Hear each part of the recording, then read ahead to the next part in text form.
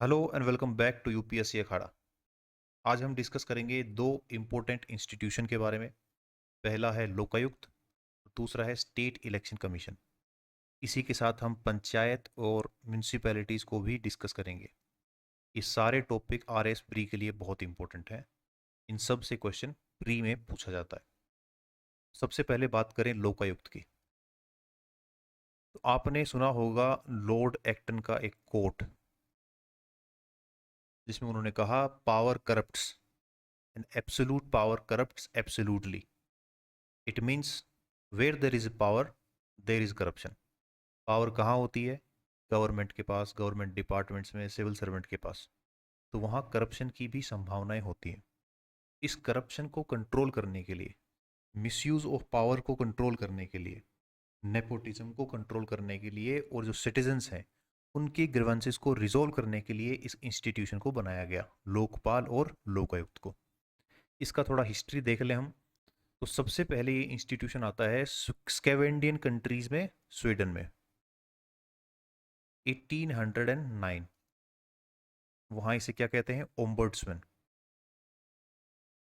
Ombudsman का मतलब spokes person और रिप्रेजेंटेटिव ऑफ पीपल्स, जो लोगों की समस्याएं, जनता की समस्याएं सरकार के सामने रखे और सरकार के अंदर व्याप्त करप्शन को कम करने के लिए काम करे।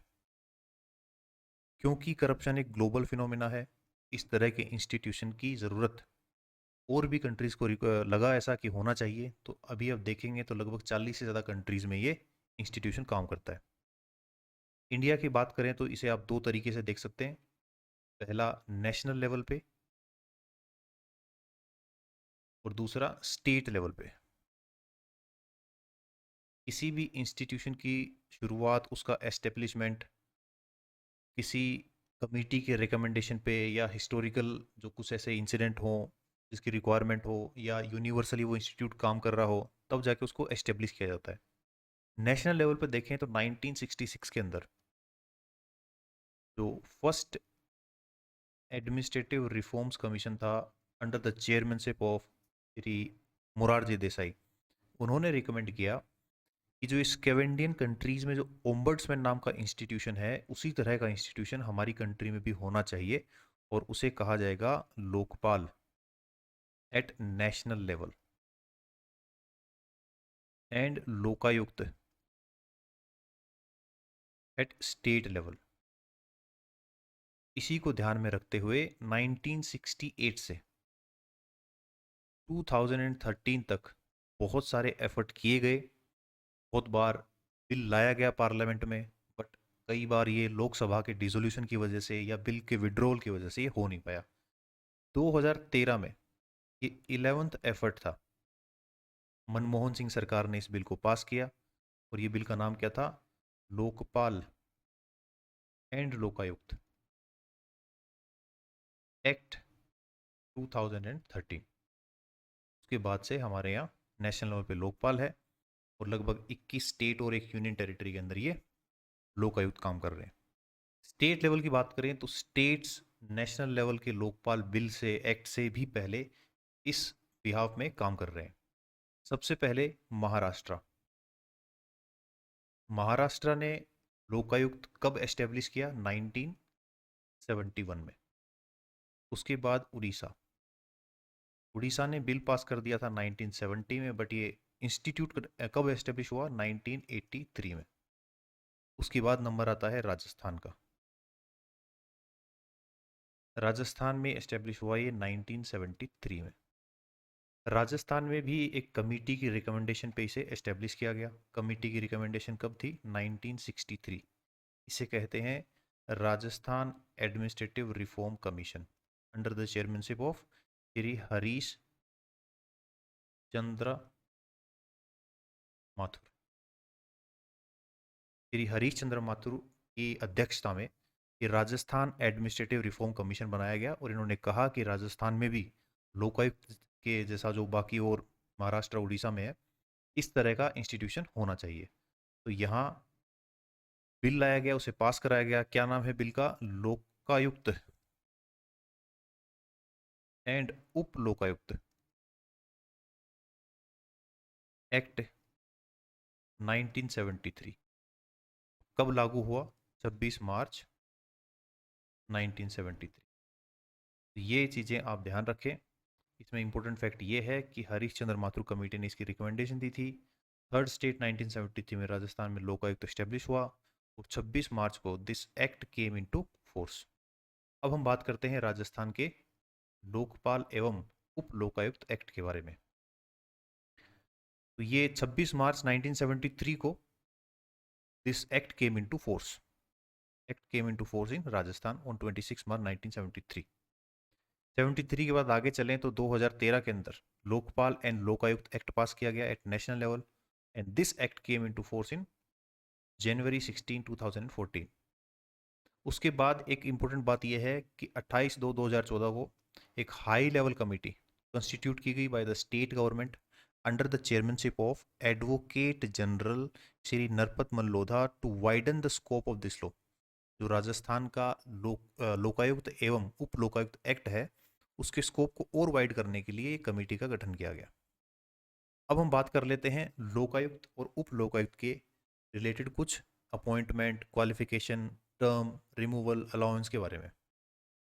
अपॉइंटमेंट, लोकायुक्त और उप लोकायुक्त अपॉइंट किए जाते हैं गवर्नर के द्वारा, बट गवर्नर ये अपॉइंट कब करेंगे? After the consultation of a committee. Committee में कौन होगा? Committee is headed by the chief minister of the state and the member are chief justice of high court and leader of opposition in the legislative assembly.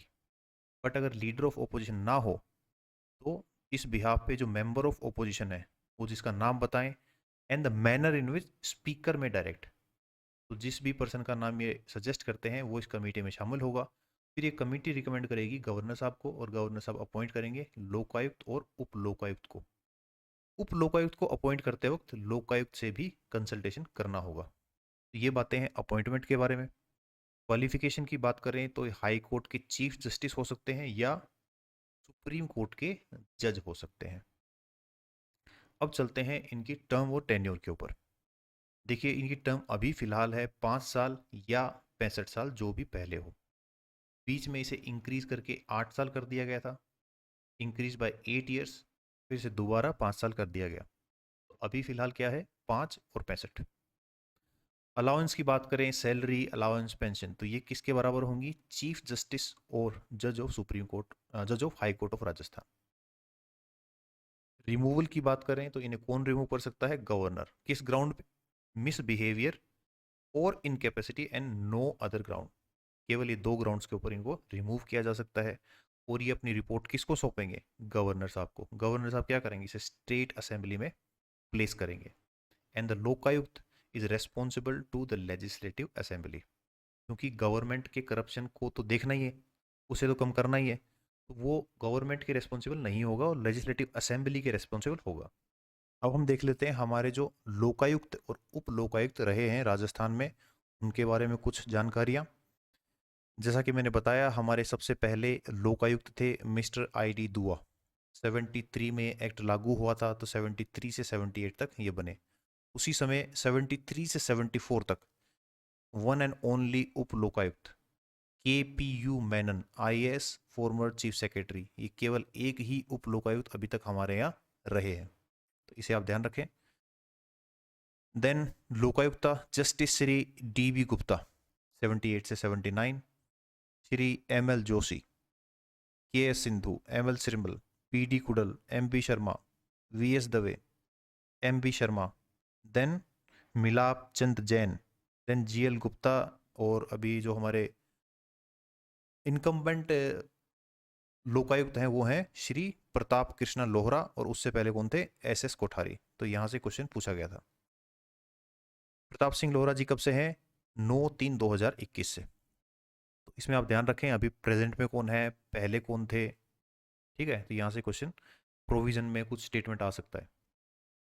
उसके बाद देखें कि लोकायुक्त किसके खिलाफ complaint नहीं देख सकता। ये 2 चीज़ें बहुत इंपॉर्टेंट है लोकायुक्त को लेके, और यहाँ से क्वेश्चन कई बार पूछा गया है कि किसकी कंप्लेंट ले सकता है, किसकी कंप्लेंट नहीं ले सकता, किसके खिलाफ एक्शन ले सकता है, किसके खिलाफ नहीं ले सकता।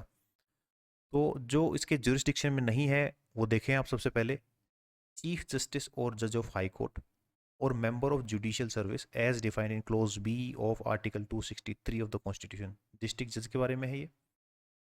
ऑफिसर और employ of any court in India. Chief minister of Rajasthan, ये ध्यान रखें, चीफ मिनिस्टर ऑफ राजस्थान इनके जुरिस्डिक्शन में नहीं आते हैं। Accountant general, chairman and member of RPSC भी नहीं है। Chief election commissioner, regional commissioner, chief election officer Rajasthan. Officer and employ of legislative assembly secretariat. Sarpanch और panch, MLA, retired public servant या 5 साल से पुराना कोई केस इनके जुरिस्डिक्शन में नहीं आएगा। तो क्या आएगा इनके जुरिस्डिक्शन में?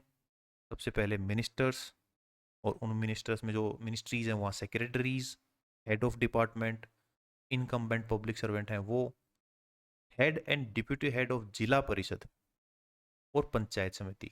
3 टियर हमारे लोकल सेल्फ गवर्नमेंट में, जिसमें सबसे पहले क्या है, पंचायत, देन पंचायत समिति, देन जिला परिषद।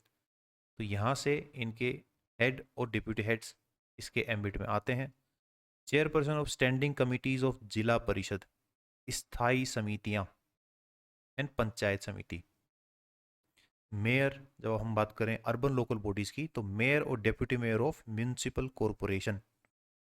Complaints are investigated against the chairman and vice chairman of local authorities, municipal council, municipalities, urban development trust chairman, officer, employ of state owned companies and corporation and boards.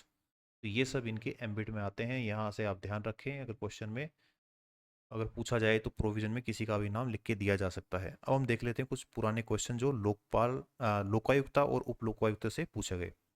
Which of the following statement are correct about Lokayukta in Rajasthan? He is appointed by the governor and is responsible to the legislative assembly. बिल्कुल सही है। इस jurisdiction spans over minister, यहाँ तक सही है। Members of state legislative assembly, MLAs इनके jurisdiction में नहीं आते। हायर सिविल सर्वेंट ये आते हैं, तो ये स्टेटमेंट गलत हो जाता है। Then he consider the cases of corruption and maladministration, बिल्कुल सही है। करप्शन, ग्रीवेंसेस, माल एडमिनिस्ट्रेशन, ये सारे केसेस देखते हैं। His job is confined to investigate allegation and not grievances, तो ये स्टेटमेंट गलत हो जाता है। तो यहाँ पे आपका आंसर बनता है ए और C. After receiving complaint against following officer office bearers, Lokayukta Rajasthan can not make investigation against, मतलब कंप्लेन तो की जा सकती है पर इन्वेस्टिगेशन ये नहीं करेंगे। किसके खिलाफ? प्रधान और उप प्रधान, ये तो ठीक है, इसका करते हैं, जुरिस्डिक्शन है। चेयरमैन एंड स्थायी समिति, जो स्टैंडिंग कमिटीज ऑफ पंचायत समिति, ये भी जुरिस्डिक्शन में है। सरपंच और पंच इनके जुरिस्डिक्शन में नहीं आते। उप प्रमुख ऑफ जिला परिषद, जो हमने देखा अभी, चेयरपर्सन एंड डेप्यूटी चेयरपर्सन, ये भी आते हैं। तो देन आंसर इज 3, तो ये इनके जुरिस्डिक्शन में नहीं आते हैं। Then appointment of Lokayukta at the state level was first recommended by, अभी आपने देखा, हरीश चंद्र माथुर कमेटी 1963, जो Rajasthan state administrative reform committee थी, उनकी रिकमेंडेशन पे बनाया गया। इसमें यहाँ आंसर हो जाता है पहला ही। संतानों कमेटी नहीं है, ये नहीं है, ये नहीं है, तो answer is 1। Then consider the following jurisdiction of Lokayukta in Rajasthan and select correct answer by using code given below. इनके जुरिस्डिक्शन में कौन आता है? ओनली मिनिस्टर, ये बात सही है।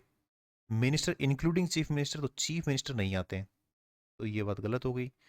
Members of services of corporation established by act of Rajasthan state, ये ठीक है। जिला प्रमुख आते हैं, उप जिला प्रमुख आते हैं, प्रधान और उप प्रधान ऑफ पंचायत समिति भी आते हैं। A C D, then answer is 3। तो यहां तक वही बात आपकी किसकी? लोकायुक्ता और उप लोकायुक्ता की। अब हम चलते हैं लोकल सेल्फ गवर्नमेंट और स्टेट इलेक्शन कमीशन। यहां हम सबसे पहले देखने वाले हैं आपके कॉन्स्टिट्यूशन से रिलेटेड कुछ provision. Constitutional provisions related to panchayat and municipalities. उसके बाद हम चलेंगे आपके राजस्थान पंचायती राज एक्ट, जो कि 1994 का है। उसके बाद रूल्स 1996 के। उसके बाद म्यूनिसिपैलिटी एक्ट जो है 2009 का। उसके बाद जो पंचायती राज एक्सटेंशन इन शेड्यूल एरियाज, तो ये सब चीज़ें डिस्कस करेंगे, यहाँ से क्वेश्चन पूछे जाते हैं। इनके जो मेजर प्रोविजंस हैं वो हम देखेंगे। उसके बाद हम देखेंगे स्टेट इलेक्शन कमीशन के बारे में, जो राजस्थान से रिलेटेड यहाँ से क्वेश्चन पूछा जा सकता है। सबसे पहले कॉन्स्टिट्यूशन प्रोविजंस, जैसा कि आपको पता है डीपीएसपी जो कि पार्ट 4 में है आपके कॉन्स्टिट्यूशन में, उसमें आर्टिकल 40 है, organisation of village panchayat. So it is an directive from the constitution to the states to organise village panchayat, और उनको इस तरह की पावर अथॉरिटी दे ताकि वो self government as a self government unit की तरह काम कर सके। तो इसी को ध्यान में रखते हुए 1992 में 73rd और 74th कॉन्स्टिट्यूशन अमेंडमेंट लाया गया। यहाँ से पंचायत कॉन्स्टिट्यूशन में ऐड किया गया, और यहाँ से म्यूनसिपैलिटीज़। ये किस पार्ट में है? ये पार्ट 9 में है, ध्यान रखें इसको, और ये पार्ट 9A में है। ठीक है, इन्हीं प्रोविजंस के अंदर एक इंडिपेंडेंट स्टेट इलेक्शन कमीशन की बात भी की गई, उसका आर्टिकल भी हम देखेंगे, और फिर राजस्थान स्टेट इलेक्शन कमीशन है उसके बारे में पढ़ेंगे। आप मुझे बताओ 1992 में जब ये कॉन्स्टिट्यूशनल अमेंडमेंट एक्ट लाए गए थे तो राजस्थान में क्या चल रहा था? राजस्थान में प्रेसिडेंट रूल चल रहा था। ठीक है, तो अब हम करते हैं आगे बात। Part 9 the panchayat, part 9A the municipalities. तो यहाँ आप इन आर्टिकल्स को ध्यान रखें। आर्टिकल 243 से लेकर 243O, ये किससे रिलेटेड है? पंचायत से। और 243P से लेकर 243ZZ, ये म्यूनसिपैलिटी से रिलेटेड है। तो ये पूरा मामला आपका 243 में आ जाता है, और 243 में इसके बाद क्या है? कोऑपरेटिव सोसाइटीज़ के बारे में है।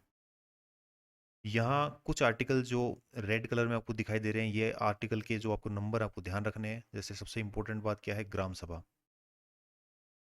आर्टिकल 243A, पंचायत का कॉन्स्टिट्यूशन, देन रिजर्वेशन किस तरह से मिलेगा सीट्स में यहाँ,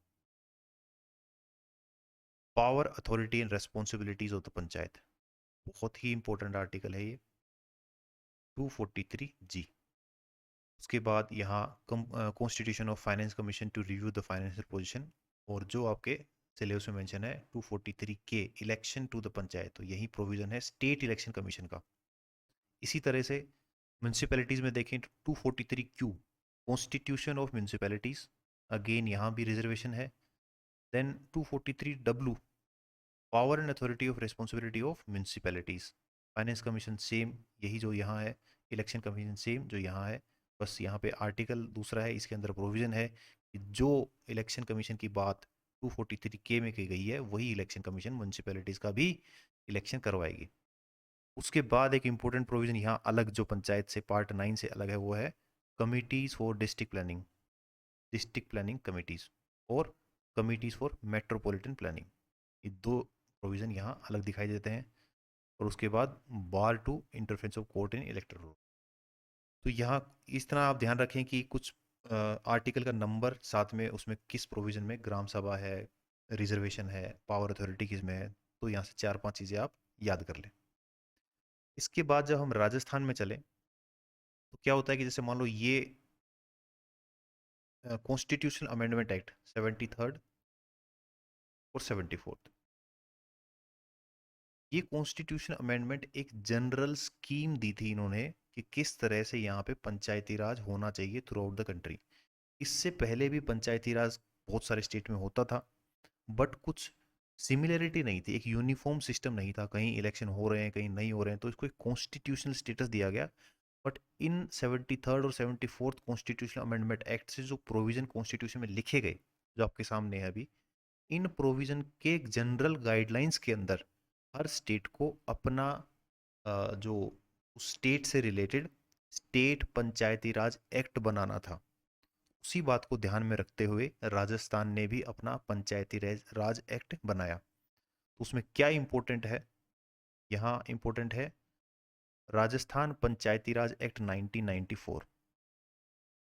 1992 में 73rd और 74th कॉन्स्टिट्यूशन अमेंडमेंट एक्ट आए, उसके बाद ये राजस्थान पंचायती राज एक्ट बना 1994 में। पंचायती राज रूल्स 1996 में। Rajasthan Panchayati Raj modification of provision in their application to schedule areas. Rajasthan में भी स्केड्यूल एरियाज हैं, इंडिया में 10 स्टेट में स्केड्यूल एरियाज हैं। स्केड्यूल एरियाज किस में है? 5th स्केड्यूल में, 5th schedule of the constitution, उसमें 10 स्टेट आते हैं। इन एरियाज के अंदर भी इस पंचायती राज को एक्सटेंड करना। ये एक्ट कौन सा है? 1999। और फिर इसके रूल्स 2011 और राजस्थान म्यूनिसिपैलिटी एक्ट 2009। तो इन एक्ट के अंदर के कुछ प्रोविजन से क्वेश्चन पूछे जाते हैं। ठीक है।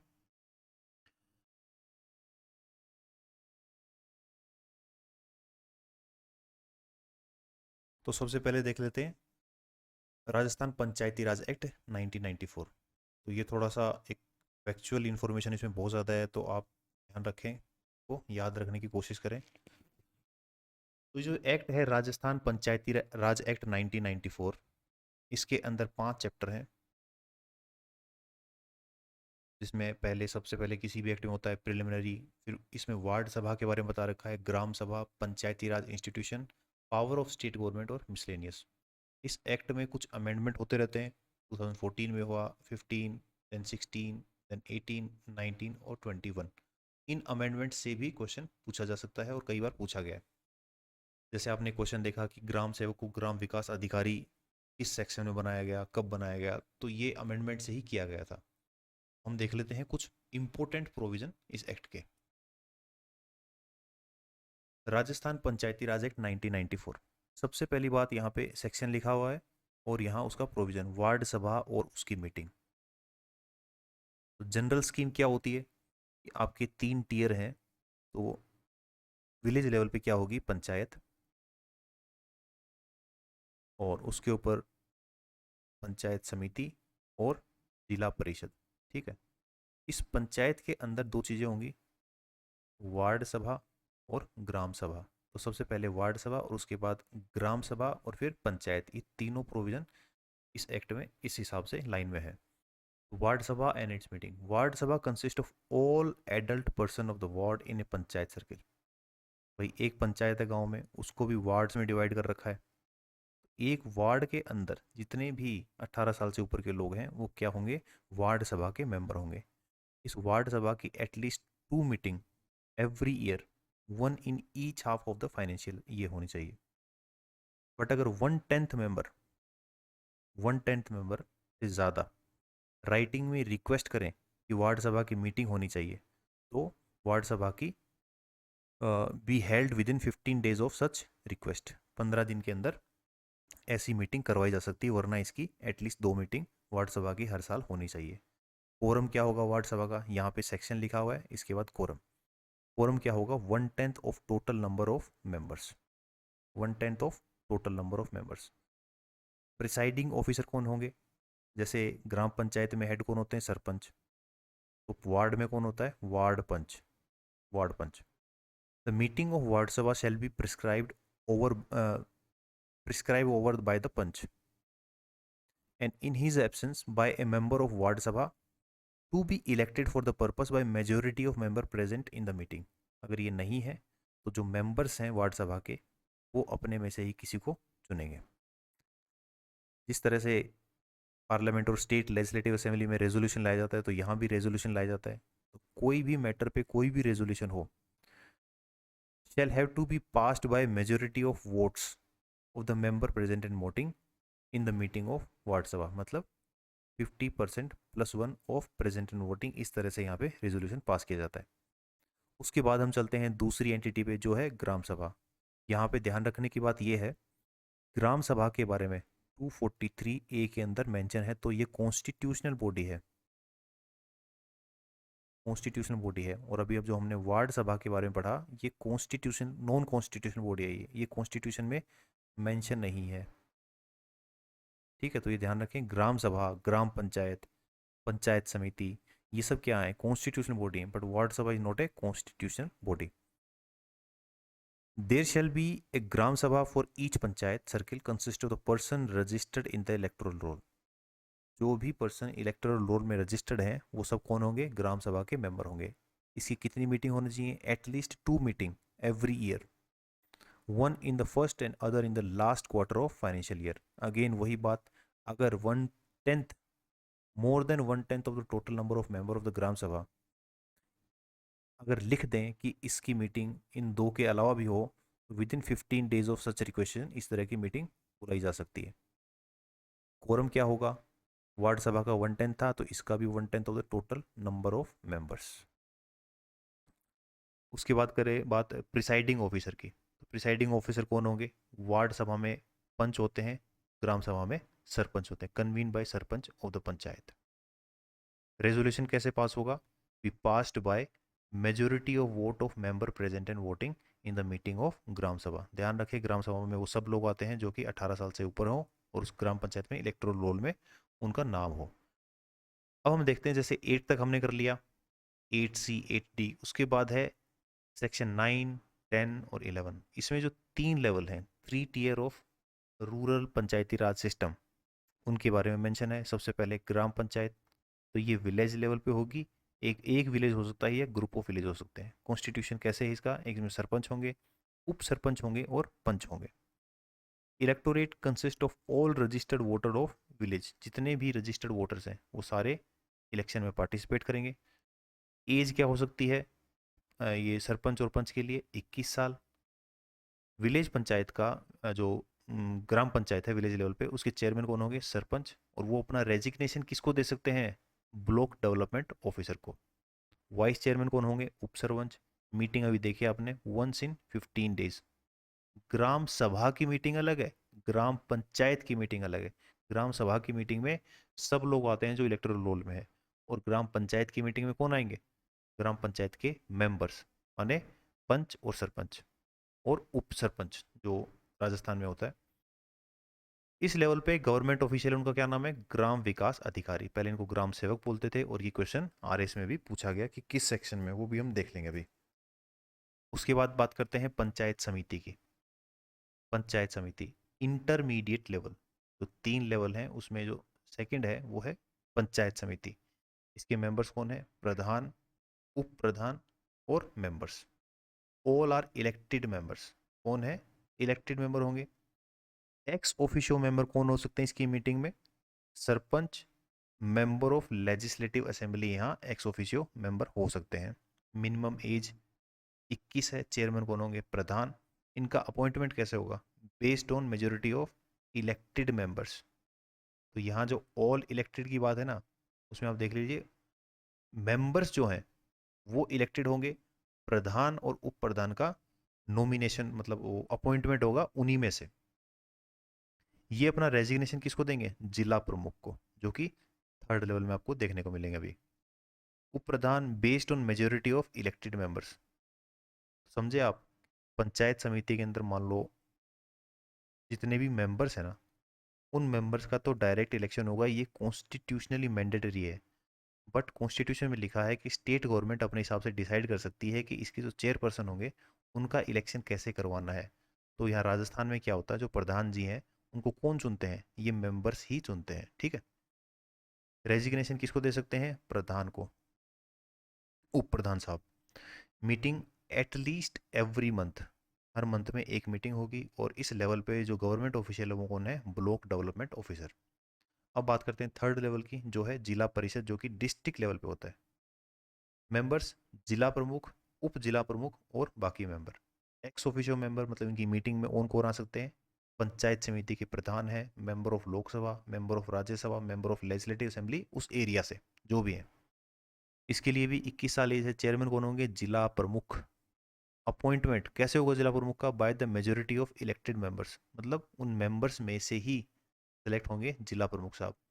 रेजिग्नेशन किसको दे सकते हैं अपना? ये डिविजनल कमिश्नर। उप जिला प्रमुख कैसे इलेक्ट होंगे? इसी तरीके से, मेजोरिटी ऑफ मेंबर। रेजिग्नेशन किसको दे सकते हैं? ये जिला प्रमुख को।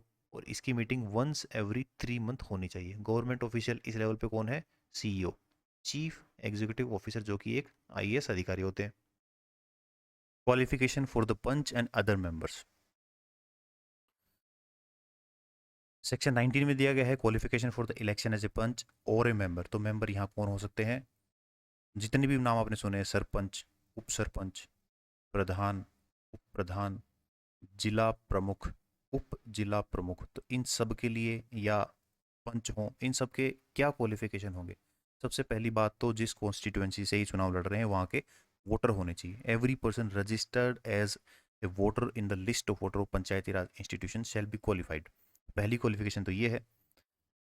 किसके लिए? पंच के लिए या मेंबर के लिए। और कुछ और क्राइटेरियाज हैं, जैसे 21 साल की एज होनी चाहिए, ऑफिस ऑफ प्रॉफिट नहीं होना चाहिए पंचायती राज इंस्टीट्यूशन में, क्लीन वर्किंग टॉयलेट होना चाहिए उसे घर में, he should not hold any kind of paid share in local authority, corporation, fund, society which is fully or partially funded by the state government. He should not have been dismissed from the services of the state government on the ground of moral turpitude. State government की किसी जो past में किसी service से उसको disqualify या dismiss नहीं कर दिया गया हो। ही should not be suffering from mental health issue and leprosy, कुष्ठ रोग और मानसिक रोगी नहीं होना चाहिए। ही should not have more than 2 children, 2 बच्चे नहीं होने चाहिए। कब के बाद? 17 नवंबर 1995। बट अगर तीसरा बच्चा दिव्यांग होता है तो वो थर्ड चाइल्ड काउंट नहीं किया जाएगा। इसके साथ यहाँ पे एजुकेशनल क्वालिफिकेशन भी थी, उन्हें हटा दिया गया है। Should not have been disqualified from being the elected to the state legislature, मतलब एज ए एमएलए इनको डिस्क्वालीफाई नहीं कर दिया गया हो और फॉल्स डिक्लेरेशन नहीं दी गई हो इनके द्वारा at the time of election. Panchayat के टेन्योर की बात करें तो यहाँ 73rd कॉन्स्टिट्यूशन अमेंडमेंट एक्ट के जो प्रोविजन है वही यहाँ लागू होते हैं। 5 साल के इनका टेन्योर होगा from the first meeting. If the panchayat is dissolve before the time, then ऐसे केस में क्या होगा? 6 महीने के अंदर स्टेट इलेक्शन कमीशन को चुनाव करवाना पड़ेगा। आफ्टर द इलेक्शन, ये बहुत इंपॉर्टेंट है, after the election newly form Panchayati Raj institution will exist only for remaining period. For example, ये 5 साल का टाइम पीरियड है, 1, 2, 3, 4, 5, ये 5 साल का टाइम पीरियड है। तो इसमें अगर मान लो 3.5 साल बाद डिजोल्व हो जाती है, तो उसके बाद जो रिमेनिंग पीरियड है इसी के लिए होगी नई पंचायत, ना कि पूरे 5 साल के लिए। ठीक है।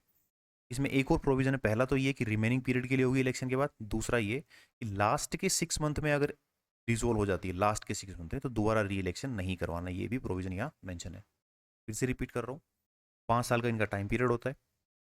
जब भी डिजोल्व हुई तो 6 महीने के अंदर इलेक्शन करवाने होंगे, और इलेक्शन के बाद जो पंचायत नई बनी है वो रिमेनिंग टाइम पीरियड के लिए लगेगी। और अगर 5 साल के लास्ट 6 मंथ में डिजोल्व हो जाती है पंचायत तो दोबारा से री इलेक्शन नहीं करवाने। रिजर्वेशन की बात करें तो 73rd में किसके लिए रिजर्वेशन है? SC, ST, OBC और वुमेंस के लिए। राजस्थान में 21% किसके लिए है? बैकवर्ड क्लासेस के लिए। और 1/3 किसके लिए था? वुमेंस के लिए। But it has been increase to 50% by the governor's ordinance 11 April 2008 के बाद। तो अभी आप देखें तो यहाँ 50% है, क्योंकि 73rd जो कॉन्स्टिट्यूशन अमेंडमेंट एक्ट है उसमें एटलीस्ट 1/3 होना चाहिए, इससे ज़्यादा भी हो सकता है। तो काफ़ी स्टेट ने इसे 1/2 कर दिया, मतलब 50% कर दिया। रिजर्वेशन को कैसे दिया जाएगा? रोटेशन बेसिस के ऊपर। अब आगे चलें, रेस्ट्रिक्शन ऑन साइमल्टेनियस और double membership of Panchayati Raj institution. इसका मतलब एक ही पर्सन, सरपंच, प्रधान, जिला प्रमुख, ये सब नहीं हो सकता। एक बार में एक ही पोस्ट का होल्डर हो सकता है। मेंबर ऑफ 2 और मोर पंचायती राज इंस्टीट्यूशन नहीं होगा। नो कॉन्फिडेंस मोशन लाया जा सकता है किसके लिए? चेयरपर्सन और deputy chairperson panchayat samiti and जिला परिषद, जो कि इनडायरेक्टली इलेक्टेड हैं। फिर से बताऊं यहाँ एक बार आपको, स्कीम क्या है? पंचायत, पंचायत समिति, जिला परिषद। तो यहाँ मेंबर प्लस चेयरपर्सन है, दे आर डायरेक्टली इलेक्टेड। यहाँ member are directly elected, plus जो प्रधान है इनडायरेक्टली इलेक्टेड। प्रधान इनडायरेक्टली इलेक्टेड का मतलब जो मेंबर्स है इन्हीं में से प्रधान को चुना जाएगा। देन जिला परिषद में क्या है? मेंबर डायरेक्टली इलेक्टेड, प्लस जो आपके जिला प्रमुख हैं या उप जिला प्रमुख, यहाँ जो उप प्रधान, ये सब कौन है? ये इनडायरेक्टली इलेक्टेड है। हालांकि ये मेंबर ही हैं, बट इन मेंबर्स में से एक को जिला प्रमुख और दूसरे को उप जिला प्रमुख बनाया जाएगा। तो इनके खिलाफ नो कॉन्फिडेंस मोशन लाया जा सकता है, बट कब? जब इन्होंने ओथ ऑफ परमिशन लेने के 2 साल हो गए हों, उसके बाद इनके खिलाफ नो कॉन्फिडेंस मोशन लाया जा सकता है। हर नो कॉन्फिडेंस मोशन मूव किया जाएगा 1/3 ऑफ इलेक्टेड मेंबर, इसकी शुरुआत करेंगे। 1/3 ऑफ इलेक्टेड मेंबर मोशन को मूव करने के लिए, और मोशन को पास करने के लिए क्या होगा? 3/4 मेजोरिटी, जिसके अंदर भी केवल only elected member will vote. इसके अलावा कुछ एक्स ऑफिशियो मेंबर होते हैं, जैसे MLA MP आपने देखा। तो chairperson and deputy shall stand remove from such post, अगर 3/4 मेजोरिटी से पास हो जाता है तो। अब बात करें रिमूवल और सस्पेंशन की, तो ये किस सेक्शन में दिया हुआ है? This is in section 38। The state government में अपॉर्चुनिटी देके बात सुनने की, remove from office any member including chairperson, deputy chairperson of Panchayati Raj institution. किस केस में? अगर उन्होंने रिफ्यूज कर दिया हो काम करने के लिए, और become incapable of acting as such, guilty of misconduct or, in the discharge of duty or any disgraceful conduct.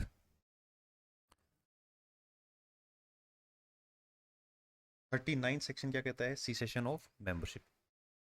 किस तरह से मेंबरशिप जाएगी? सबसे पहली बात तो जो हमने सेक्शन 19 में डिस्क्वालिफिकेशन के क्राइटेरिया देखे उसके according 3 consecutive meeting of Panchayati Raj institution से बाहर रहे हों, एब्सेंट रहे हों without giving information in writing to such Panchayati Raj institution. 3 consecutive meeting में ये वहाँ एब्सेंट रहे हो बिना किसी इन्फॉर्मेशन के। Removal from membership from by the state government, resign कर दें। किसको अपना रेजिग्नेशन देंगे ये हमने देख लिया, डेथ हो जाए। या fail to prescribe oath and affirmation of office और membership within 3 months from the date of election or appointment। तो ये कुछ क्राइटेरियाज हैं जिससे मेंबरशिप जा सकती है। उसके बाद 43rd सेक्शन को देखें, determination of dispute as to election. Election dispute को कैसे कहाँ ले जाया जाएगा? An election dispute under this act or the rules made thereunder may be called in question by any candidate at such election by presenting in the prescribed manner। कहने का मतलब ये है कि डिस्ट्रिक्ट जज जो भी उस जुरिस्डिक्शन में है उनको ये पिटीशन देंगे, क्या कहेंगे जिसको? Election petition. उसके बाद ही ये डिस्प्यूट का रिजोल्यूशन होगा। 78 में क्या बता रखा है? Appointment of secretary and other staff subject to the provision of this act and rules. Rules मतलब 1996 वाले और एक्ट मतलब 1994। There shall be every panchayat secretary होगा हर पंचायत के लिए, who shall be appointed in prescribed manner. 79 विकास अधिकारी and other officer the state government shall appoint for each panchayat samiti. हर पंचायत समिति में एक ब्लॉक डेवलपमेंट ऑफिसर होंगे, विकास अधिकारी BDO, and a block elementary education officer, और इसके अलावा कुछ एक्सटेंशन ऑफिसर जैसे अकाउंटेंट और junior accountants. Chief executive officer and other officer IAS services का या आरएएस सर्विसेज का या project director specially selected by the RDD rural development department shall be the chief executive officer of Zila Parishad. जो third जो तरीका वो level है जिला परिषद जिसमें जिला प्रमुख होता है, तो उसके सीईओ कौन होंगे? चीफ एग्जीक्यूटिव ऑफिसर कौन होंगे? आईएएस या आरएएस या project director specially selected by rural development department who shall be nominated by the government। Likewise, the government may appoint an additional CEO for the Jila Parishad on such terms and condition as may be prescribed। ये आपने देख लिया था। 86 में देखें power of government officer, तो जितने भी गजेटेड ऑफिसर हैं स्टेट गवर्नमेंट के they are entitle to attend the meeting of panchayat samiti और जिला परिषद और उनकी कोई स्टैंडिंग कमेटी हो। 89th जो कि आपके आरएस में प्री में क्वेश्चन पूछा गया, constitution of Rajasthan panchayat samiti and जिला परिषद सर्विसेज। विलेज लेवल जो वर्कर हैं उनका नाम ग्राम सेवक से क्या चेंज कर दिया? ग्राम विकास अधिकारी कर दिया। तो पहले तो ये पूछा गया कि कौन से सेक्शन में किया गया, क्योंकि ये अमेंडमेंट से किया गया। तो जब एग्जाम हुआ तो उसके आसपास ये अमेंडमेंट हुआ था, तो 89th इसका आंसर था। The Rajasthan Panchayati Raj amendment act 2021 on 25th day of September 2021 को चेंज किया गया। पहले क्या नाम था इसका? ग्राम सेवक, government official eight panchayat level. उसके बाद 101 में क्या देखा है? Alteration in the limit of Panchayati Raj institution. State government 1 month की नोटिस के बाद पब्लिश कर सकती है ऑफिशियल गेजेट में कि manner either on its own motion or at the request made in this behalf and notification in the official gazette. जो पंचायती राज के लिमिट्स हैं टेरिटोरी उसमें चेंज कर सकती है। 107 के अंदर इलेक्शन डिस्प्यूट की बात है, तो election dispute if any dispute arise between two panchayat institution, दो पंचायती राज इंस्टीट्यूशन के बीच में अगर कोई डिस्प्यूट हो जाता है तो वो मैटर कहाँ जाएगा? स्टेट गवर्नमेंट को। स्टेट गवर्नमेंट को जो फैसला होगा that shall be final and shall not be question through any suit in any civil court. 115 में क्या है? Determination of seat after each census. हर सेंसस के बाद on the basis of the population area of concern Panchayati Raj shall be rearrange, तो मतलब delimitation की यहाँ बात की गई है। उसके बाद ये ध्यान रखें आप आर्टिकल सेक्शन 118 के अंदर finance commission, state finance commission. उसके बाद बहुत important section 121 of Panchayati Raj act 1994 and section 350 of Panchayati Raj rules 1996। तो दोनों बातें ध्यान रखें। रूल्स 1996 के अंदर तो 350 सेक्शन है और पंचायती राज एक्ट 1994 के अंदर 121वां सेक्शन है जो बोलता है डिस्ट्रिक्ट प्लानिंग कमेटी के बारे में। The total member of DPC will be 25 in number. 25 member होंगे राजस्थान में डिस्ट्रिक्ट प्लानिंग कमेटी में। जब अपने म्यूनसिपैलिटीज़ को देखा पार्ट 9A के अंदर, उसमें पार्ट 9 से कुछ अलग प्रोविज़न है, दो प्रोविज़न। पहला क्या था, डिस्ट्रिक्ट प्लानिंग कमेटी, और दूसरा मेट्रोपॉलिटन प्लानिंग कमेटी। तो डिस्ट्रिक्ट प्लानिंग कमेटी जो बनाएगा स्टेट, उसमें जो राजस्थान की अगर बात करें तो उसमें 25 मेंबर होंगे। Out of them 20 will be in proportion to the rural and urban population of the district from elected member of Zila Parishad, और 5 होंगे वो नॉमिनेटेड होंगे। तो मतलब 20 तो इसके अंदर इलेक्टेड मेंबर होंगे और 5 नॉमिनेटेड होंगे। 5 नॉमिनेटेड कौन है, पहला district collector, chief executive officer of Zila परिषद, additional chief executive officer of Zila परिषद, ये 3 तो हैं परमानेंट। उसके बाद 2 member nominated by the state government from MLA MP या कोई एनजीओ, तो यहाँ से स्टेट गवर्नमेंट बताएगी। डीपीसी का काम क्या होगा, supervise and consolidate planning at panchayat samiti and municipality, और ये प्लान किसको भेजना, state government for the approval. तो ये तो हुई आपकी बातें। टोटल 124 इसके अंदर सेक्शन है। जो आपका पंचायती राज, राजस्थान पंचायती राज एक्ट 1994 है, इसके अंदर 124 टोटल सेक्शन है। इसमें से इंपॉर्टेंट सेक्शन हमने देख लिए, आप इनको ध्यान रखें।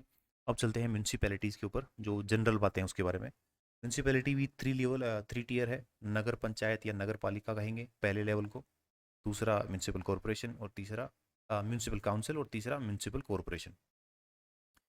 It is constituted in such transitive areas which are rapidly being transformed into urban center from villages. So village से ट्रांसफॉर्मेशन जिसकी हो रही हो अर्बन एरिया में, तो उसे क्या कहेंगे, नगर पंचायत या नगर पालिका। पॉपुलेशन 20,000 से 1 लाख। चेयरमैन कौन होंगे, सभापति chairman, vice chairman, deputy chairman, उप सभापति। और ये किस में डिवाइडेड होगा, वार्ड्स में होगा, जिसको आप क्या कहते हैं, पार्षद। इसे क्या कहेंगे, काउंसलर्स। एज 21 ईयर्स है, टेन्योर इनका 5 साल रहेगा। टोटल मेंबर की बात करें तो इलेक्टेड मेंबर जो वार्ड हैं, एक्स ऑफिशियो, इसके अंदर जो उस एरिया के एमएलए हैं वो पार्टिसिपेट करते हैं मीटिंग्स में, और नॉमिनेटेड जो स्टेट गवर्नमेंट नॉमिनेट करेगी वो मैक्सिमम 4 हो सकते हैं। ठीक है। म्यूनसिपल काउंसिल की बात करें, it is constituted in small cities और स्मॉल अर्बन एरियाज। पॉपुलेशन 1 से 5 लाख। अगेन चेयरमैन होंगे, डिप्यूटी चेयरमैन होंगे, और इसमें भी किस तरह से डिवाइड होगा, वार्ड्स में डिवाइड होगा। तो यहाँ क्या कहेंगे, काउंसलर्स। 21 साल एज, 5 साल इनका टेन्योर रहेगा। मेंबर्स की बात करें तो इलेक्टेड वार्ड्स, एक्स ऑफिशियो में यहाँ एमपी पार्टिसिपेट करेंगे, और नॉमिनेटेड मैक्सिमम 5 हो सकते हैं। एक इंपॉर्टेंट बात आप ध्यान रखें, देखिए जैसे मान लो आपने पंचायत पढ़ा, पंचायत तो उसमें 3 लेवल थे, पंचायत, पंचायत समिति और जिला परिषद। तो इसमें जैसे मान लो ये एरिया है, ये है एक जिला परिषद। तो इसी टेरिटरी के अंदर, इसी टेरिटरी के अंदर पंचायत समिति है। तो ये क्या हुई, पंचायत समिति। इसी पंचायत समिति की टेरिटरी के अंदर पंचायत है। बट यहाँ अर्बन एरिया में थोड़ा डिफरेंट है। कैसे, जैसे मान लो आप म्यूनसिपैलिटी पढ़ते हो, तो उस म्यूनसिपैलिटी में सबसे क्या है, नगर पालिका, म्यूनसिपल काउंसिल और म्यूनसिपल कॉरपोरेशन। तो ये टेरिटरी इनकी सेम नहीं है। नगर पालिका यहाँ है तो म्यूनसिपल म्यूनसिपल काउंसिल अलग होगा, और म्यूनसिपल कॉरपोरेशन अलग होगा। समझे आप बात को, यहाँ पे ओवरलैपिंग है, सारा एक ही जगह है। मतलब एक पर्सन एक ग्राम पंचायत में भी आता है, वही पर्सन पंचायत समिति में भी आता है, और वही पर्सन जिला परिषद में भी आता है। बट म्यूनसिपैलिटीज़ की अगर बात करें तो नगर पालिका बिल्कुल अलग है, म्यूनसिपल काउंसिल बिल्कुल अलग है, म्यूनसिपल कॉरपोरेशन बिल्कुल अलग है। It is constituted in large urban cities and metros. Population 5 lakh से ज़्यादा हो। इसके चेयरमैन को क्या कहेंगे, मेयर, हिंदी में क्या बोलते हैं, महापौर। वाइस चेयरमैन, डिप्यूटी मेयर, उप महापौर। वार्ड मेंबर अगेन इसको भी इस तरह से डिवाइड करेंगे वार्ड्स में। तो ये काउंसलर होंगे, 21 साल इनकी मिनिमम एज है, और 5 साल के लिए इसका टेन्योर है। मेंबर्स की बात करें तो इलेक्टेड वार्ड है, एक्स ऑफिशियो में यहाँ एमपी पार्टिसिपेट कर सकते हैं, और नॉमिनेटेड मैक्सिमम जो स्टेट गवर्नमेंट नॉमिनेट कर सकती है वो 6 होंगे। तो आप दूसरा अगर इसमें डिफरेंस देखें तो इसमें ये ग्राम सभा का प्रोविज़न है, ग्राम सभा। बट यहाँ इस तरह का कोई म्यूनसिपल सभा का कोई ऑप्शन कॉन्स्टिट्यूशन के अंदर नहीं दिया गया। तो ये सब बातें आपके म्यूनसिपैलिटी और पंचायत के बारे में। अब हम आगे देखें स्टेट इलेक्शन कमीशन के बारे में।